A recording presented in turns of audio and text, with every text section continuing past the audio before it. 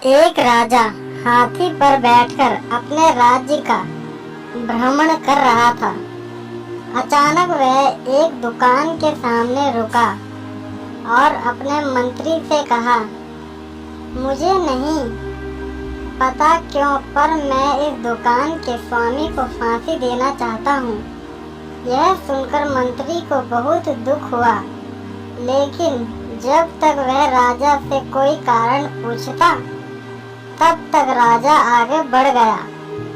अगले दिन मंत्री उस दुकानदार से मिलने के लिए एक साधारण नागरिक के वेश में उसकी दुकान पर पहुंचा। उसने दुकानदार से ऐसे ही पूछ लिया कि उसका व्यापार कैसा चल रहा है। दुकानदार चंदन की लकड़ी बेचता था। उसने बहुत दुखी होकर बताया कि मुश्किल से ही उसे कोई ग्राहक मिलता है। लोग उसकी दुकान पर आते हैं, चंदन को सूंघते हैं और चले जाते हैं। वे चंदन की गुणवत्ता का प्रशंसन भी करते हैं, पर खरीदते कुछ नहीं है। अब उसकी आशा केवल इस बात पर टिकी है कि राजा जल्दी ही मर जाएगा। उसकी अंतर्दृष्टि के लिए बड़ी मात्रा में चंदन की लकड़ी खरीदी जाएगी।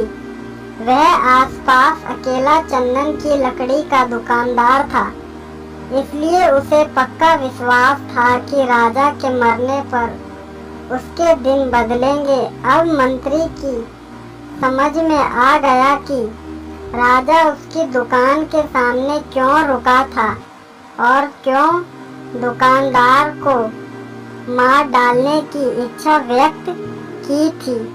शायद दुकानदार के नकारात्मक विचारों की तरंगों ने राजा पर वैसा प्रभाव डाला था, जिससे उसके बदले में दुकानदार के प्रति अपने अंदर उसी तरह के नकारात्मक विचारों का अनुभव किया था।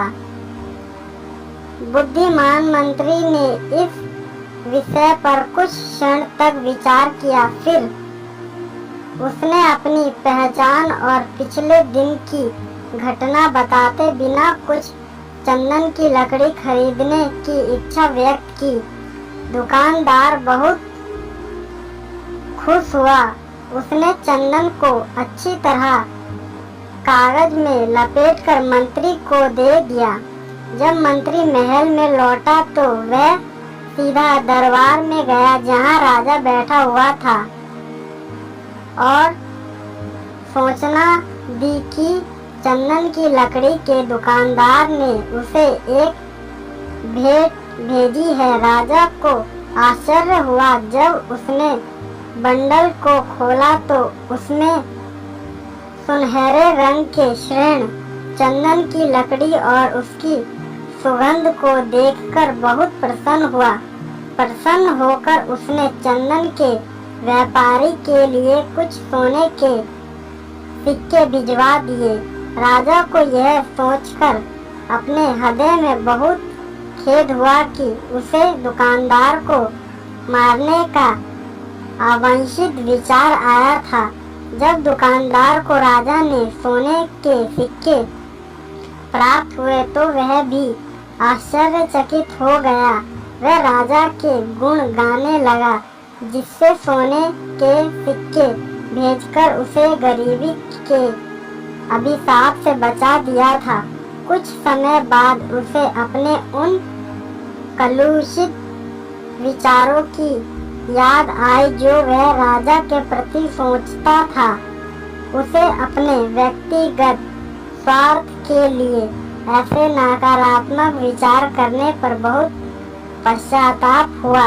यदि हम अपने व्यक्ति के प्रति अपने और दयालु विचार रखेंगे तो वह सकारात्मक विचार हमारे पास अनुकूल रूप में होंगे लौटेंगे। लेकिन यदि हम बुरे विचारों को पालेंगे तो वे विचार हमारे पास उसी रूप में लौटेंगे।